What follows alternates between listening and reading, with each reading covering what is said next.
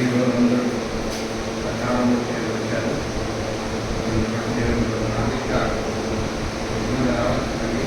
మాది ప్రయాణం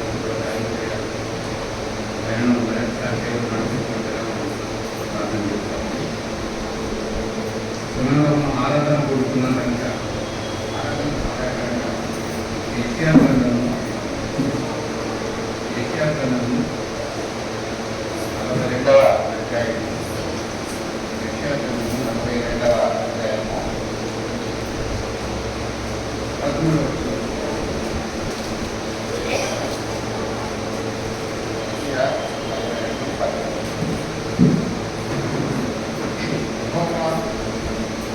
సూర్యుని వలె బయలుదేరిన యోగుని వలె ఆయన ఆసక్తి చేసుకోడు కనుక ఆయన ఓంకరించును, తన శత్రువులకు తను ఎదిరించును, వారి ఎదుట తన పరాక్రమము కనబడును.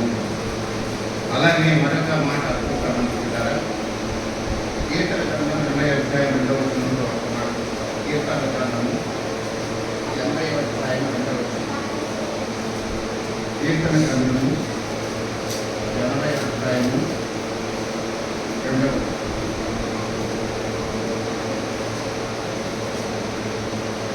అధ్యాయము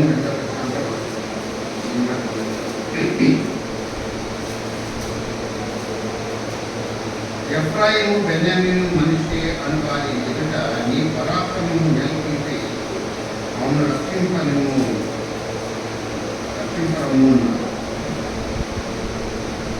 ఈ రెండు వాక్య భాగాల్లో మనకు బాగా ప్రాధాన్యంగా కనిపించేది ఏంటంటే పరాక్రమము అనేది. ఇంగ్లీష్లో ఏమంటారంటే మైటీ అని అంటారు, పరాక్రమశాలి. మామూలుగా అయితే మనము పరాక్రమము ఎవరంటారంటే మళ్ళీ యుద్ధం చేసేవాళ్ళని, సైన్యంలో పోరాడేవారిని, ఇలాంటి వారిని మనము పరాక్రమశాలి అని అంటారు. ఎందుకంటున్నామంటే వారు తన ప్రాణాలను కూడా సైతము లెక్క చేయకుండా దేవుని యొక్క వాళ్ళు దేశం కొరకు లేక మరి యొక్క విషయాల కొరకు వాడి ప్రాణాన్ని అర్పిస్తారు. అయితే వాడి ప్రాణాన్ని అర్పించడంలోనూ మన ప్రభువైన యేసుక్రీస్తు పరాక్రమమునకు చాలా తేడా ఉంది.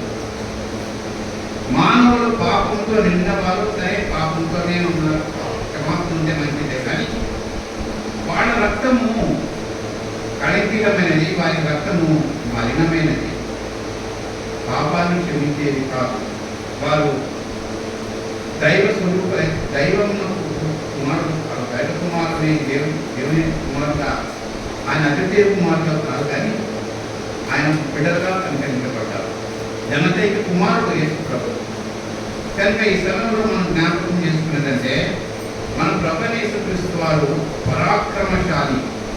ఈరోజు టాపిక్ ఏమిటంటే ఆరాధనకు ఈజ్ ఎ మైటీ గాడ్, పరాక్రమశాలి.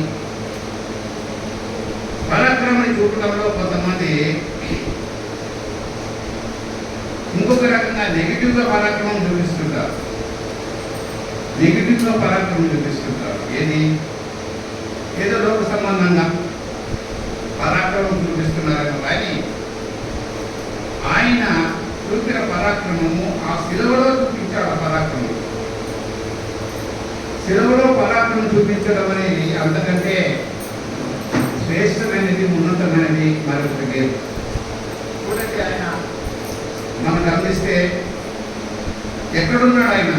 మొదట ఆయన పరాక్రమశాలి అని ఆయన యొక్క ఉన్నతమైన లక్షణాన్ని మనం జ్ఞాపకం చేస్తున్నాం. ఆయన యోధుడు అంటారు, పరాక్రమశాలి అంటారు, వీరుడు అంటారు. ఇక రకరకాలుగా ఆయన కూర్చున్నటువంటి స్లాట్ ఇస్తాం, ఆయన గణపతిగా మనం చూస్తాం.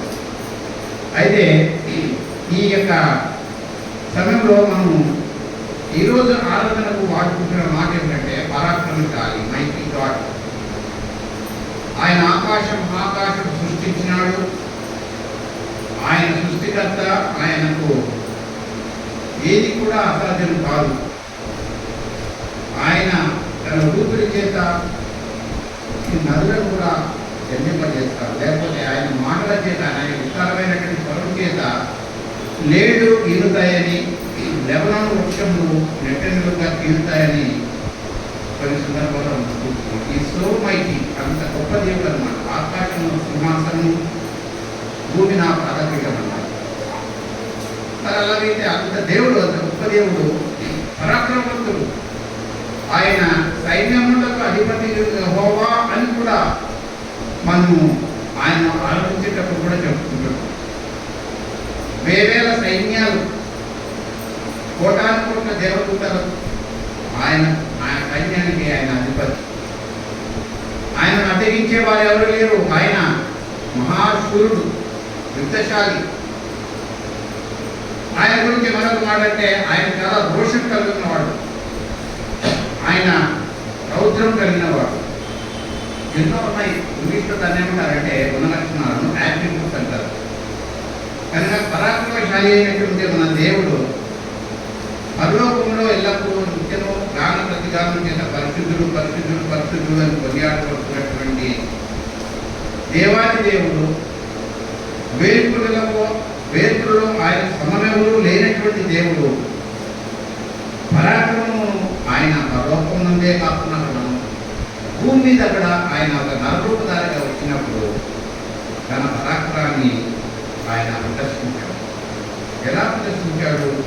యుద్ధం చేశా, ఒకరిని ఏమన్నా హింసించా, ఒకరిని ఏమన్నా బాధ పెట్టా,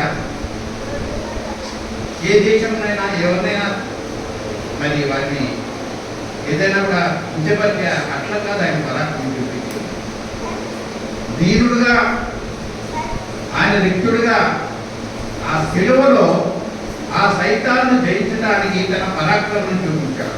అది పరాక్రమం, అది పరాక్రమశాలి నిజమైనటువంటి గుణం. సైతాన్కు మరణమంత బలం కలిగి అని సైతాన్ అంటారు. అది చాలా పవర్ఫుల్.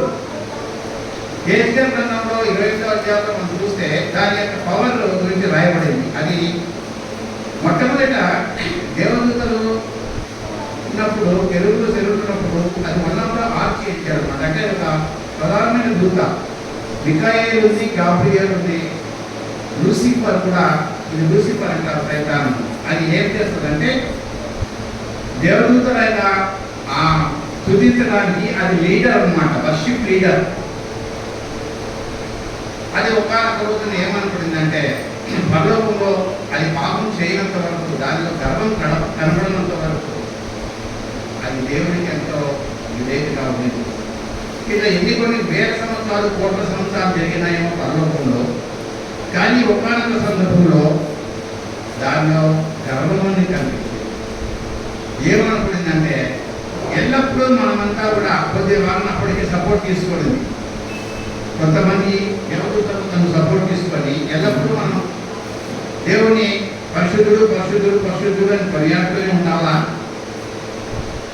మనము ఆయన కంటే గొప్పవాళ్ళం కానీ ఇంతకాలం మనం ఆయన సేవ చేస్తున్నామే. ముఖ్యంగా నేను వర్షిప్ లీడర్లో ఉన్నానే, ఎప్పుడు నేను కిందనే ఉండాలా, ఆయన కంటే హెచ్చుగా ఉండాలని చెప్పేసి ఒకసారి అనుకున్నది. అదే చేసిన పొరపాటు. కనుక ఎప్పుడైతే ఆ సైతాను ఆ విధంగా దేవుడి సింహాసనం పైన నేను వెళ్తానని అనుకున్నదో వెంటనే దాంతో పడినటువంటి పడిపోయిన దేవతలను కూడా ఇది ఇప్పుడు దాన్ని పంపిస్తే అక్కడికి వచ్చి భూమి మీదకి వచ్చి ఆదామును చెడగొట్టింది, అమ్మను చెడగొట్టింది, మానవాళిని అంతా కూడా పాపం చేత చెడగొట్టింది. కనుక దీన్ని ఎలా జయించాలా? ఆయనకు చేత కదా, ఆయన చేత అవుతుంది. ఒకసారి తన విషయంలో సైతాన్ని మట్టి పెట్టడానికి ఒక తన ఊపిరి చేత చివరి దినంలో చేస్తాడు. అతని తన ఊపిరి చేత ఆయన ఊదగానే అవి పోయి నరకంలో పడిపోతారు. కానీ ఆయన పరాక్రమాన్ని అట్లా చూపించలేదు. అయితే తన యొక్క దీనత్వం చేత, తన త్యాగం చేత, తన ఔదార్యం చేత, తనకు ఉన్నటువంటి తండ్రి చిత్తాన్ని నెరవేర్చడానికి శిలవ మరణం పొందినంతగా చూపించాడు పరాక్రమం. శిలవకు వేస్తులు కొట్టున్నప్పుడు ఆయన తన తండ్రిని అడిగితే తన వ్యూహాల సైన్యాలు పంపించేవాడు. ఆ యొక్క ప్రాంతమంతా కూడా గొల్గాత కొండ ఆయన ఎలాగ హింసిస్తున్నారంటే 53వ అధ్యాయం ఎక్కడో మనం చూస్తున్నాము. ఆ రాజుకంతా మనకు తెలుసు. ఆయన తన తండ్రి దగ్గర స్వరూపంగా లేత మొక్కవాడే పెరిగిన వాడుగా ఉంటున్నాడు. కానీ ఇప్పుడు ఏమంటే ఆయన మనుషుల వల్ల చూడగలని వాడుగా ఉన్నాడు. ఇది పరాక్రమం. ఆయన మనుషుల చేత విసర్జించబడిన వాడు, అది పరాక్రమం. ఆయన యొక్క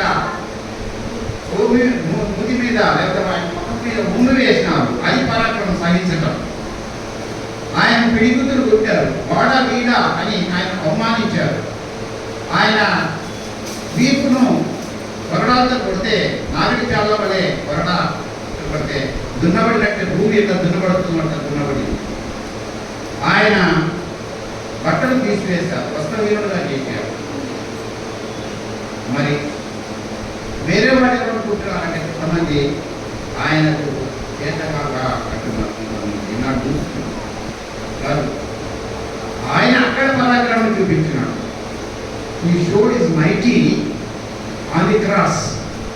కల్వరి శిలువ పైన ఆయన పరాక్రమం చూపించడం చేతనే ఆ సైతాను, ఆ బలమైనటువంటి సైతాను ఓడించగలిగాడు. సమాధి పైన విజయాన్ని సాధించారు. మరణమా నీ ముళ్ళెక్కడా అని కూడా సవాలు చేసిన వాడుగా ఉంటున్నారు. ఇలా ఈ ఉదయకాలం మనం ప్రభు సన్నిధిలో ఉండగా పరాక్రమశాలి అయిన మన దేవుడు మన కొరకు తాను వ్యక్తుడిగా దాసుడిగా అందరి చేత అన్యాయం తీర్పు పొందిన వాడుగా ఏమి కూడా చేయగలిగిన శక్తి ఉండినప్పుడు కూడా భరించినాడే, సహించినాడే, అది పరాక్రమం. కనుక 80వ అధ్యాయం 2వ వచనంలో కూడా అదే మాట చూస్తున్నాం. కీర్తనలో పరాక్రమం కాదు మన దేవుడు.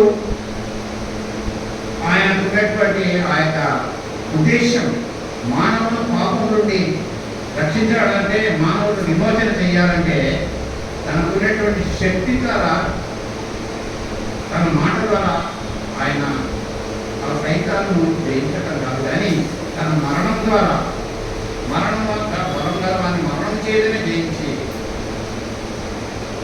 ఆయన సమాధి చేయబడి మృత్యుంజుడిగా 3వ రోజున లేచి ఆరోగ్యమే తండ్రి కృపాక్షను కూర్చున్నాడు. ఇప్పుడు కూడా విజ్ఞాపన చేస్తున్నాడు. మన కొరకు రక్షణ లేని వారు విజ్ఞాపన చేస్తున్నాడు. రక్షించబడిన వారు కూడా తప్పిపోతుంటారు, బలహీనతలు. వారిని కూడా దేవుడు తండ్రి యొక్క ఉగ్రత, తల్లి చాలా కోపం కలిగిన వాడు యెహోవాదేవుడు.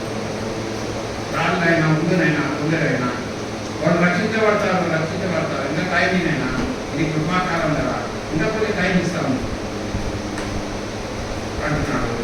మనలాంటి రక్షించబడిన వాడు కూడా దండంగా వేసినప్పుడు, తప్పటానికి వేసినప్పుడు కూడా తండ్రి దగ్గర ఆయన ప్రధాన యాజకుడుగా మన పక్షాన ఆయన అక్కడ విజ్ఞాపన చేస్తున్నాడు. అంతేనా? మన కొరకు తరాలు సిద్ధపరిచి ఉన్నాడు. మన కొరకు తిరిగి రాని ఉన్నాడు. మన సంఘాలను తాను వాక్యానుసారం తన సంఘాలు ఏదైనా వాటిని తిరిగి తనతో పాటు తీసుకెళ్ళడానికి అనుకుంటున్నాడు. ఆయన తీసుకువెళ్ళడానికి ఆయన పరాక్రమం ఉందా, ఆయన పరిశుద్ధత ఉంటూ, ఆయన న్యాయం ఉంటూ, ఆయన యొక్క రోషం ఉంటూ మనం ఎందుకు పనికిరావు.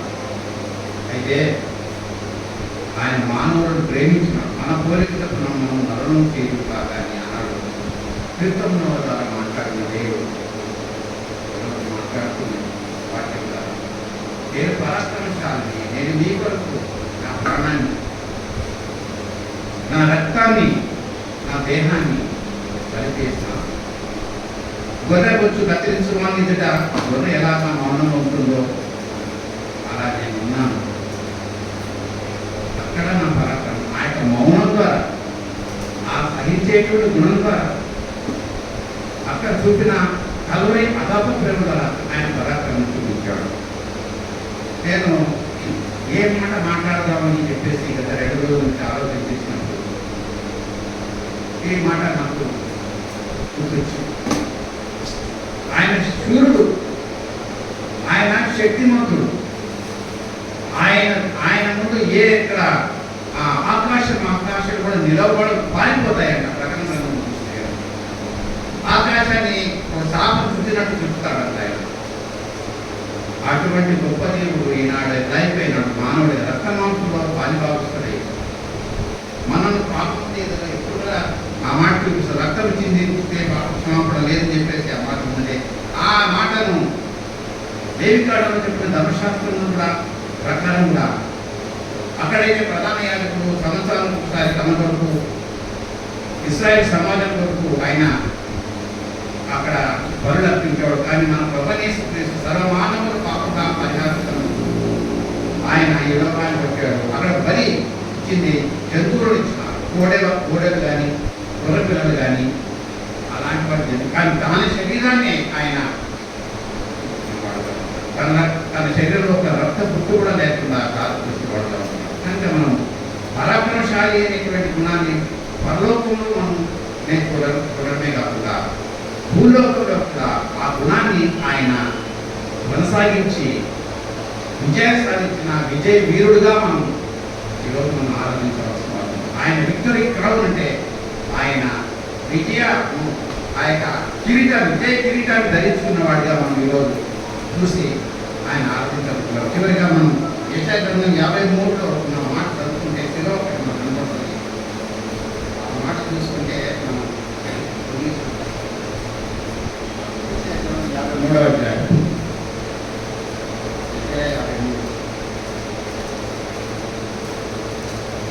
రెండు మాటలు చూసుకొని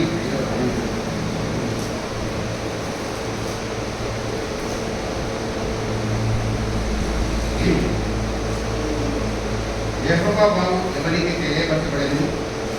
లేత మొక్కలను ఎండిన భూమిలో మొలిచిన మొక్కలను అక్కడ ఎంతగా పెరిగాను. అతని స్వరూపమైనను సొగసైనను లేదు. మనం అతని చూసి అభ్యర్థించగా వెనుకగా అతని ఎందుకు స్వరూపము లేదు. అతడు తృణీకరించబడిన వాడు కానీ ఆయన మనుషుల వల్ల విసర్జించబడిన వాడును, వ్యసనాకరంగాను వ్యాధిని అనుభవించిన వాడు కానీ మనుషుడు చూడనటువంటి వాడు కానీ ఉండను. అతడు తృణీకరించబడిన వాడు కనుక మన అతని ఎన్నిక చేయదు. నిశ్చయంగా అతడు మన రోగములను భరించను, మన వ్యసలను స్మరించను. ఆయనను మొత్తబడిన వారు కాను, దేవుని వల్ల బాధించబడిన వారు కాను, శ్రమనొందిన వారు కాను మనం అతని అందించింది. మన అతిక్రమను బట్టి అతడు గాయపరచబడను, మన దోషం బట్టి నలుగుట్టబడను. తన సమాధానాత్మకమైన శిక్ష అతని మీద పడెను. అతడు పొందిన దెబ్బల చేత స్వస్థత కలుగుతున్నది. మనమందరం త్వరలో ప్రతివాడు మనకిష్టమైన కలిగాను. మనందరి దోషమును అతని మీద మోపెను. మనందరి దోషము అతని మీద మోపెను. త్వరలో ప్రతివాడు అతను దౌర్జన్యం పొందెను, బాధించబడినను, నోరు తెరలేదు, బ్రతుకు చేయబడి దొరకలేదు, అన్యాయం పొందిన వాడే అతను కొనుక్కోబడెను అంటున్నాడు. ఇక్కడ ఈ మాటల్లో ఆయన పరాక్రమం కనపడుతుంది. పరలోకంలో ఆయన సమీపించరాని తేజస్సులో ఉన్నవాడైనప్పటికీ, అమరుడైనప్పటికీ, ఇక్కడ ఆయన సైతాన్ని ఓడించడానికి చేయవలసినటువంటి ప్రక్రియ రక్షణ కార్యాన్ని ఆయన నెరవేర్చిన వాడు ఉంది. ఆయన ఈ భూలోకంలో ఆ శిలువ పైన, ఆ పొయ్య పైన, ఆ యొక్క శాపగ్రస్తమైనటువంటి మాను పైన ఆయన శాపగ్రస్తమైనటువంటి మరణాన్ని అనుభవించుకున్నాడు. కనుక క్రీడారంగం ఈరోజు ఈ ఉదయకాలంలో పరాక్రమశాలి అయిన దేవుడు మన కొరకు ఎలాగా తను తాను తగ్గించుకున్నవాడే, వ్యక్తుడిగా దీనుడిగా మనకు ప్రాణం పెట్టి సమాధి చేయబడి తిరిగి లేచిన వాడుగా ముఖ్యులుగా ఉండడం, ఆయన మరణం జ్ఞాపకర్తంగా ఉన్నటువంటి బలను కూడా మన దగ్గర కలిగి ఉన్నాం. మనము పరిశీలన చేసుకొని ఆ బలలో కూడా మనం యోగ రీతిలో పాల్గొని దేవునికి మహిమ, దేవునికి స్తుతి, ఆరాధన సమర్పించిన కాగా.